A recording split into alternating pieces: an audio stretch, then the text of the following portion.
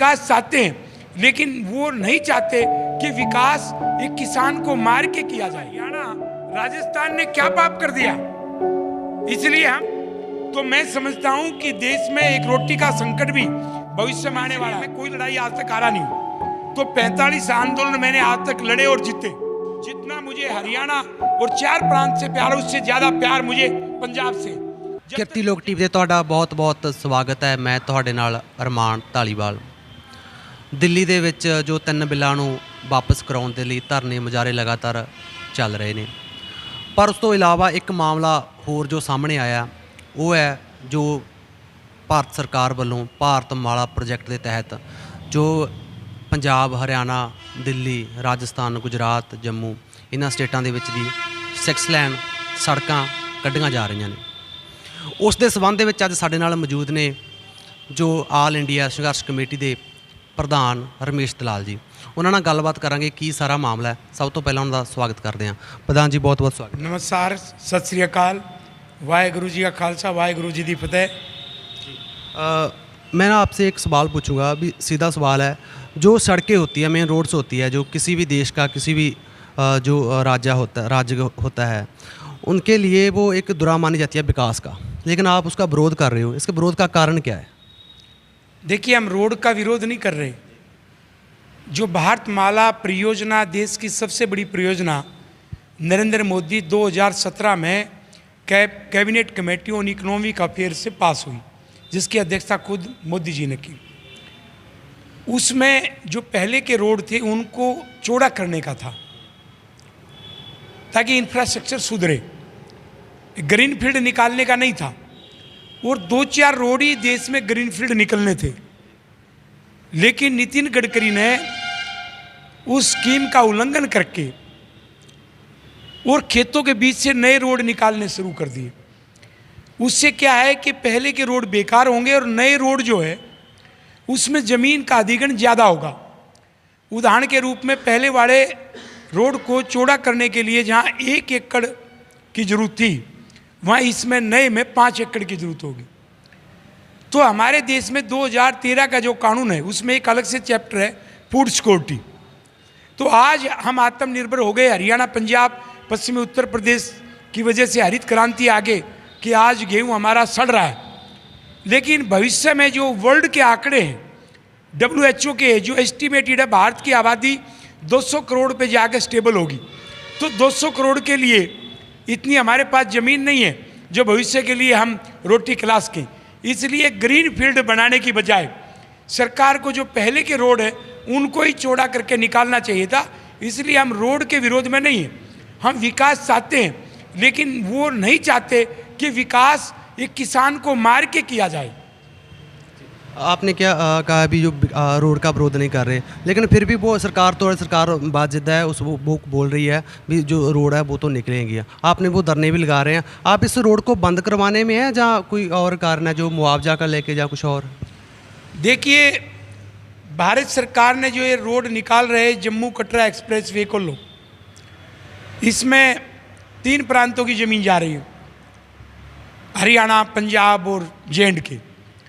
और जो मैं लड़ाई लड़ रहा हूँ उसमें एक रोड है 754 के अमृतसर से जामनगर, एक है दिल्ली बम्बई एक्सप्रेसवे, उसको बोलते NH 148N, और एक है 152D, वो हरियाणा में, और एक है 344M, वो 344M दिल्ली बम्बई एक्सप्रेस से बाहर दोनों रोड को, GT रोड, रोहतक रोड और जयपुर रोड को जोड़ेगा। और एक रोड हम लड़ाई लड़ रहे 334B, वो हमारे यहाँ के 2 गांव का मामला है। तो हम रोड के खिलाफ में नहीं है, लेकिन क्या है कि कानून का घोर उल्लंघन करके रोड निकाले जा रहे हैं। उदाहरण के रूप में जो बाजार मूल्य से मुआवजा मिलना चाहिए, तो हमारा जो बाजार मूल्य है उसको पंजाब, हरियाणा सभी प्रांतों में जिस प्रक्रिया के तहत बाजार मूल्य तय करना चाहिए किसान को मुआवजे का, वो तय नहीं हुआ। और उसको तय नहीं करने में जो गलती हुई है उसको सजा माना गया है कानून में। तो हम कह रहे हैं कि इन अधिकारियों को सजा करो और हमारा मुआवजा, उचित मुआवजा मिले। तो हम एक तरह से रोड का विरोध मोटे तौर पे नहीं कर रहे हैं, हम अपनी रोजी रोटी की लड़ाई लड़ रहे हैं। दूसरा, पुनर्वास के लिए सरकारी नौकरी का एक स्कीम थी भारत सरकार की, तो जब रोड में ज़मीन जा रही तो हमें सरकारी नौकरी दो, और भारत सरकार ने कानून बना रखा है और पुनर्वास के लिए एक अलग पैकेज भी मिलता है। तो दूसरा इशू ये जिस पे हम लड़ रहे हैं। और तीसरा इशू हरियाणा, पंजाब, राजस्थान, 3 प्रांतों के साथ एक बहुत बड़ा भेदभाव हुआ। वो भेदभाव क्या है कि हम 5 राज्यों की लड़ाई लड़ रहे हैं। मेरे आंदोलन में गुजरात, दिल्ली भी बैठे। तो 5 राज्यों में जो मुआवजा है उसमें से 2 राज्यों में 4 गुना मिला है, दिल्ली में और गुजरात में। तो वहाँ का झगड़ा तो हमारे साथ है बाजार मूल्य का, कि बाजार मूल्य नहीं मिल रहा। और हरियाणा, पंजाब, राजस्थान में हमें 2.5 मिल रहा है, यानी 1.25 का फैक्टर देते हैं वहाँ 2 का, और सोलिटी मिलाकर 2 गुना मिलता है। तो 1.5 गुना पंजाब का, हरियाणा का, राजस्थान का ये हमारा हिस्सा भारत सरकार कैसे खाएगी? जब गुजरात में जो नरेंद्र मोदी का प्रांत है वहाँ पर तो वो दे रहे हैं 4 गुना, और दिल्ली जो देश की राजधानी है उसमें भी दे रहे 4 गुना। बाजार मूल्य वहाँ पर भी बहुत कम है। और हरियाणा में, पंजाब में, राजस्थान में बाजार मूल्य भी नहीं और गुणांक भी 4 गुना नहीं। तो जबकि उत्तर प्रदेश में 4 गुना है, छत्तीसगढ़ में है, झारखंड में है। तो पंजाब, हरियाणा, राजस्थान ने क्या पाप कर दिया? इसलिए हम संवैधानिक लड़ाई लड़ रहे हैं। इसलिए हमारे आंदोलन का नाम है संविधान सत्याग्रह आंदोलन। और ये तीनों मांग हमारी जायज है और इसमें अधिकारियों की सजा भी बनती है। तो हम कह रहे हैं कि अधिकारियों की सजा करो और हमारा मुआवजे के लिए दोबारा से बाजार मूल्य तय करो और 4 गुना दो, और ऊपर से पुनर्वास में सरकारी नौकरी जो कानून बना रखा है, और हमें पुनर्वास का पैसा दो। ये जो मुआवजा होता है जो राज्य सरकार तय करती है या भारत सरकार तय करती है? जी, इसमें दोनों का रोल होता है। जो मुआवजा जो तय करने का तो करना पड़ता है काला को, और काला कॉम्पिटेंट अथॉरिटी लैंड एक्विजिशन को शॉर्ट में कहते हैं। तो वो किसी राज्य में डीआरओ को बनाते हैं, हरियाणा में किसी राज्य में एसडीएम को बनाते हैं। तो उनको भारत सरकार ने एक गाइडलाइन दे रखी है और वो गलत गाइडलाइन दे दी। वो अधिकार तो था राज्य सरकार का, जो 2013 कानून, उसमें राज्य सरकार को पावर है, कलेक्टर को पावर है धारा 26 में। तो कलेक्टर की पावर का इस्तेमाल न करके ये घोर उल्लंघन हो गया। और इसलिए कलेक्टर जितने भी हमारे हरियाणा, पंजाब के डीसी हैं, राजस्थान के जहाँ से रोड निकल रहा है, दिल्ली के भी, गुजरात के भी, उनको मार्केट बाजार मूल्य सही तय नहीं किया, इसलिए उनका सजा बनती है। क्योंकि धारा 84, 85, 87 में लिखा हुआ है कि एक तो हेड ऑफ द डिपार्टमेंट भी दोषी होगा। हेड ऑफ द डिपार्टमेंट तो हो गया नितिन गडकरी, उसकी सजा बनती है धारा कह रही 87। और धारा 84, 85 कहती है कि किसी भी तथ्य को छुपाना, जैसे और जगह 4 यहाँ पर दिया, 2.5 तथ्य छुपा लिया। और धारा 85 कहती है कि किसी भी धारा का पालन न करना तो 3 साल तक की सजा बनती है। तो मैं तो बता रहा हूँ इन्होंने कौन सी धारा का पालन नहीं किया। अब धारा 31 में पुनर्वास का अवार्ड पास करना होता है डीसी को। अब धारा 31 में नौकरी मिलती है तो वो अवार्ड ही हमारा पास नहीं हुआ किसी भी राज्य का। इसलिए हमारी मांग जो है जायज है, रोल दोनों का है। इसलिए मैं कह रहा हूं कि न तो कांग्रेस हमारा साथ देती है और न भारतीय जनता पार्टी ने विपक्ष। अब किसान बॉर्डर पर बैठे हुए, उनकी मांग जायज है, हम उनका समर्थन करते हैं। लेकिन वो भी एक गलती कर रहे हैं। वो कहते हैं अडानी अंबानी के पास ज़मीन जाएगी, तो अडानी अंबानी के पास 3 कानून से ज़मीन नहीं जाएगी, वो ज़मीन अधिग्रहण कानून से जाएंगे। वो तीनों कानून रद्द होने चाहिए। लेकिन ज़मीन अधिग्रहण में जो धांधलियाँ की जा रही है वो उससे भी बड़ा मुद्दा है। तो उसके लिए न कांग्रेस बोलती है, न अकाली दल बोलता है, न हरियाणा की राजनीतिक पार्टियाँ बोलती है, न कांग्रेस बोलती है, न बीजेपी बोलती है। तो ये सारे मिले हुए। क्यों मिले हुए? आपने देखा ज़मीन घोटाले में हमारे भूपेंद्र हुड्डा पे केस, बडेरा प्रियंका के हस्बैंड पे केस, कितने और मंत्रियों पे केस, अमरिंदर जी का भी ईडी का केस चल रहा है। तो ज़मीन घोटाले में सारी पार्टियों के नेता फंसे हुए और वो सारे अडानी अंबानी टाटा बिरला को मदद कर रहे हैं। और इस जो 3 जो बिल हैं इनको रद्द करने का हम शुरू से समर्थन कर रहे हैं और आखिर तक करेंगे। लेकिन जो कॉन्ट्रैक्ट फार्मिंग है वो ऑप्शनल है। मैं यदि अपनी ज़मीन का कॉन्ट्रैक्ट नहीं करूँगा तो मेरा क्या अडानी अंबानी बिगाड़ेंगे? लेकिन ज़मीन तो जबरन ली जा रही है। मैं यदि अपनी ज़मीन नहीं देना चाहता और वहाँ से रोड निकलेगा, प्रोजेक्ट आएगा, तो मेरी ज़मीन जुड़ जाएगी, किसान कुछ नहीं कर सकता। इसलिए ज़मीन अधिग्रहण का मुद्दा मैं समझता हूँ जो 5 राज्य लड़ रहे हैं, ये देश का सबसे बड़ा मुद्दा है। जो आप बता रहे हैं अभी मुआवजे को लेकर, जहाँ और आपकी सरकार से कोई, या नितिन गडकरी से आपकी कमेटी की बात हुई उस? देखिए, पहले हरियाणा का ये मुद्दा आया था, तो जब उन्होंने माना कि हाँ, जो आज समस्या पंजाब की, हरियाणा की दोबारा है कि हमारे से गलती हुई, और उन्हें कमेटी बना के हमारे संशोधन किए, और आज वही संशोधन फिर मांग रहे, नए रोड निकाल दिए कि हरियाणा, राजस्थान, पंजाब, दिल्ली, गुजरात वही संशोधन करके अवार्ड में, और दोबारा से मार्केट वैल्यू आप तय करो। तो कमेटी इनको बनानी चाहिए, केंद्र सरकार और राज्य सरकार को मिलकर, वही हम मांग कर रहे हैं। और हम ये मांग कर रहे हैं कि कमेटी बना दो, रिटायर्ड सुप्रीम कोर्ट के जज में 5 राज्य की बना दो, और वो 1 महीने में अपनी रिपोर्ट दे दे। जो हम कह रहे हैं वो सारी बात सच होंगी, और किसानों का मुआवजा कम से कम 4 गुना बढ़ेगा, कम से कम। और अधिकारियों की सजा भी देख लेना पक्की बनेगी, वो बैठा के दिखाएं। अब 3 जो बिल थे कृषि के, उसमें तो भारत सरकार कह रही है हम कमेटी बना देते हैं, और जो हमारी यूनियन है वो तैयार नहीं, और हम कह रहे कमेटी बनाओ, और सरकार कमेटी नहीं बना रही। कमेटी बनते ही किसानों को मुआवजा मिलेगा, दोषी पकड़े जाएंगे। लेकिन एक भेदभाव किया जा रहा है, वो भेदभाव ये है, एक व्यक्ति अन्ना हजारे वो कहता है कि स्वामीनाथन आयोग की रिपोर्ट लागू नहीं होगी तो मैं भूख हड़ताल पर बैठूंगा। वो तो एक आदमी, या 5 राज्य के हजारों किसान बैठे, तो सरकार उसके घर पे गई 29 जनवरी को, और जाकर के कमेटी बना दी। तो हमारे मामले में ये कमेटी क्यों नहीं बन रही? भारत सरकार क्यों नहीं मिलकर बना रही? वो भारत सरकार कमेटी बनाए और फिर उस कमेटी की रिपोर्ट सब राज्य से लागू करवाए। तो इसलिए कमेटी बननी चाहिए। 1-2 बार जब पहले मेरी अभी आंदोलन के दौरान नहीं, जब नितिन गडकरी से बात हुई थी तो उसने वादा भी किया था। अभी पीछे से दिसंबर में नितिन गडकरी राजस्थान में गया, नहीं, वीडियो कॉन्फ्रेंसिंग से रोड का उद्घाटन किया, तो उसमें राजस्थान के मुख्यमंत्री भी थे। उसका ऑफिशियल बयान है कि हाँ इसमें गड़बड़ हुई है और आप इस मुआवजे को बढ़ाओ और भारत सरकार दे देगी। तो पंजाब, राजस्थान, हरियाणा, गुजरात और दिल्ली की सरकार क्यों नहीं बढ़ा रही? और जो केजरीवाल है, यही गलती उसने कर रखी दिल्ली में, जो हमने पकड़ी है। मैं आपको अभी एक लेटर दूंगा जो मुझे दिल्ली सरकार ने लिख के भेजा कि हमने इसको विजिलेंस विभाग को जांच के लिए दे दिया है, जो मैंने शिकायत अभी भेजी थी। इसका मतलब ठीक दिशा में काम चल रहा है।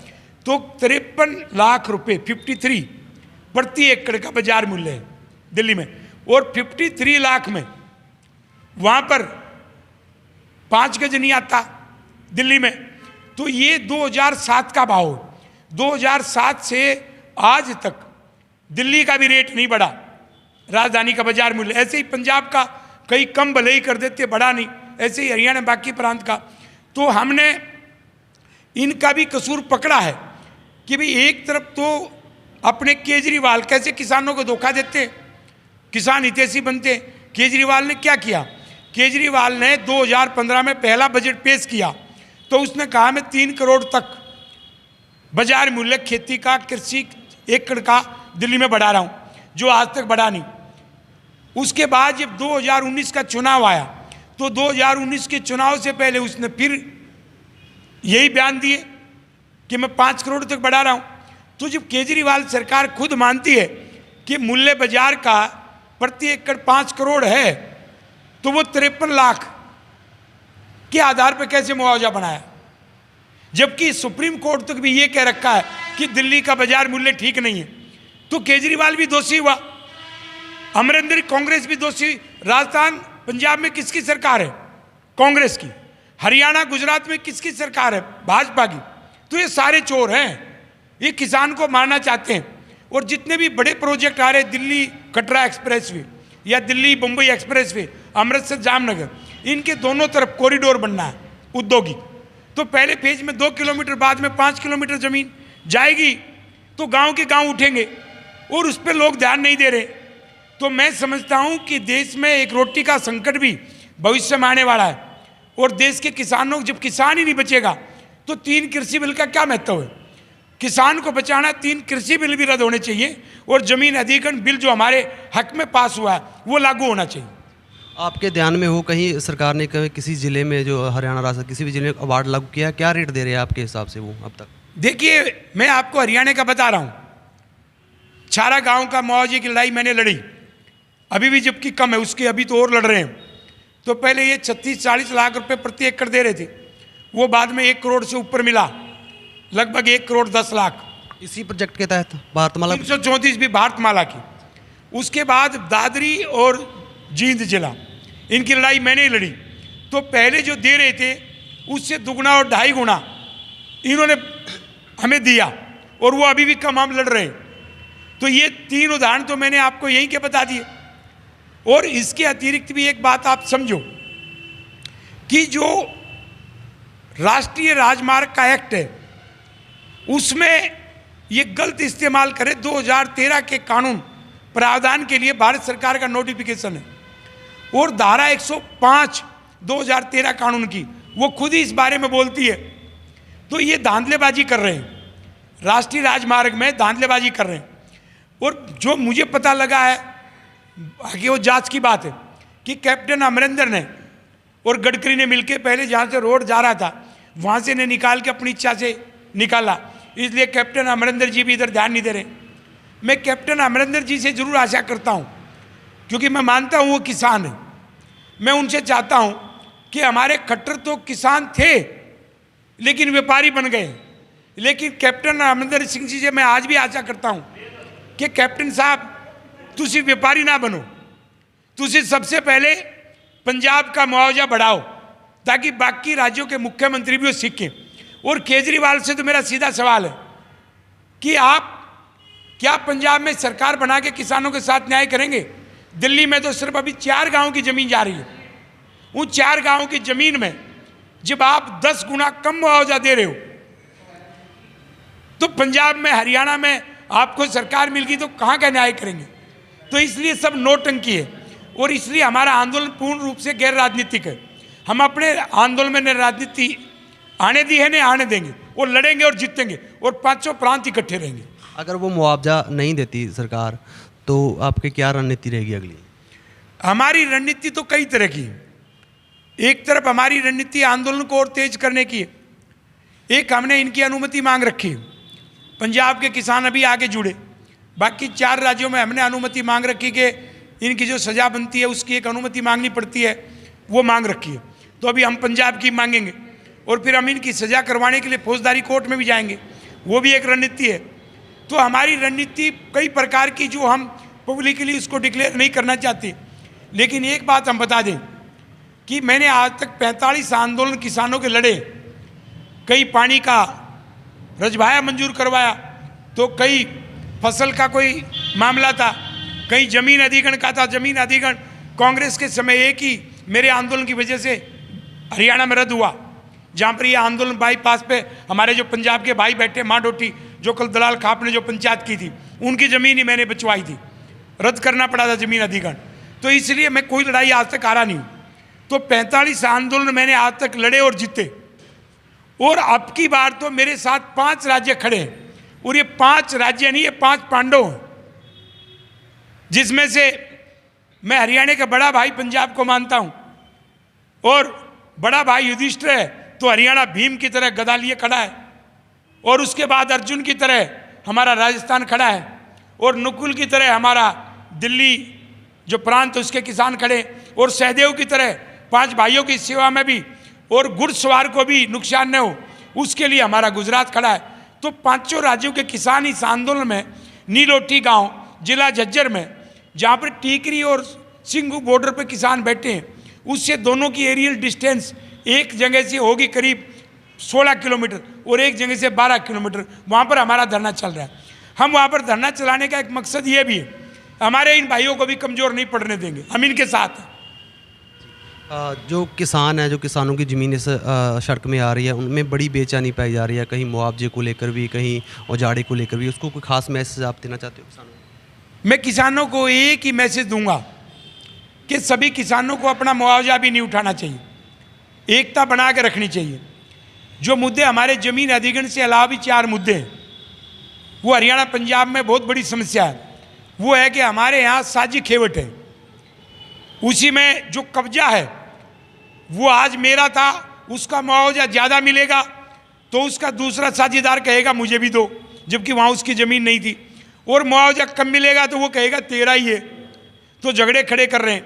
तो एक तो मैं चाहता हूँ कि सरकार इसको अलग अलग हमारा खेवट को कर दे, डिवीजन कर दे, और दूसरा जो बराबर से रास्ते नहीं दे रहे हमें, और रास्ता देने के लिए 33 फुट का रास्ता इंडस्ट्री लगने के लिए चाहिए।